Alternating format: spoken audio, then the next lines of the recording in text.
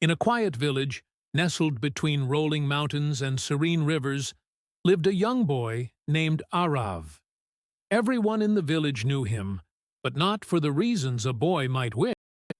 Arav was a connoisseur of criticism. He saw the world through a lens of if the food was warm, he'd say it's too hot.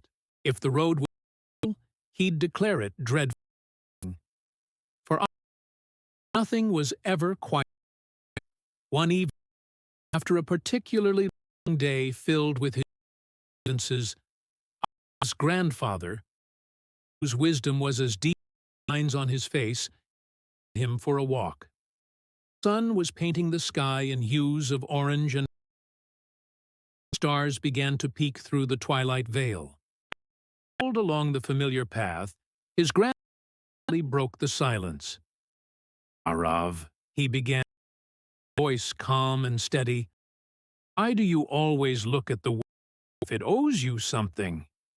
Arav kicked his frustration to the surface. "Nothing feels right, Grandpa. I look around, and our problems are old and crumbling. The paths are after the rain, and people just keep making mistakes. It's frustrating." Father smiled softly in his eyes. "Wait," he said, his voice promise, "I will show you a truth that may just change your life." Walked on, their footsteps echoing in the growing darkness, until they arrived at the old temple at the edge. There, lining the steps, was a row of small clay lamps. Each one held a tiny, flickering flame, a gentle glow against the encroaching night. "What do you see, Arav?" his grandfather asked, gesturing towards the steps. Arav squinted. "Lamps," he replied, a hint of his usual dismissiveness in his tone. "But some are burning brightly, and a few are already fading out. They're not all the same." "Exactly," his grandfather affirmed, his gaze fixed on the dancing lights. "They are just like people. Some shine with boundless kindness and hope, while others appear weak, their light faltering. But tell me, my boy, does the darkness complain that a few of the lamps are small? Does it point out that some are not as bright as others?" Arav paused, the question catching him off guard. He thought for a moment, the simple logic of it slowly dawning on him. "No," his grandfather continued, answering his own question. "The darkness doesn't complain. The darkness runs away from even a single lamp, because even the smallest light, the faintest flicker, does what it is meant to do. It shines. Instead of complaining about the broken things around you, be a lamp. Instead of pointing out the flaws in others, give your own light, right where you stand." The words hung in the air, simple yet profound.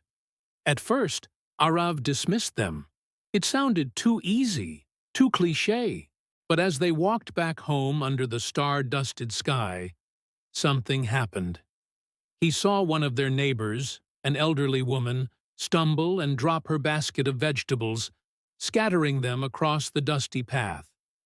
Without a second thought, without the usual sigh of annoyance, Arav bent down and began to help her gather them.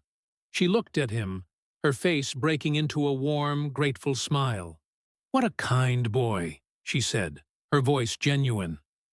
The words pierced through his cynical shell. It was a strange feeling, this warmth that spread through his chest.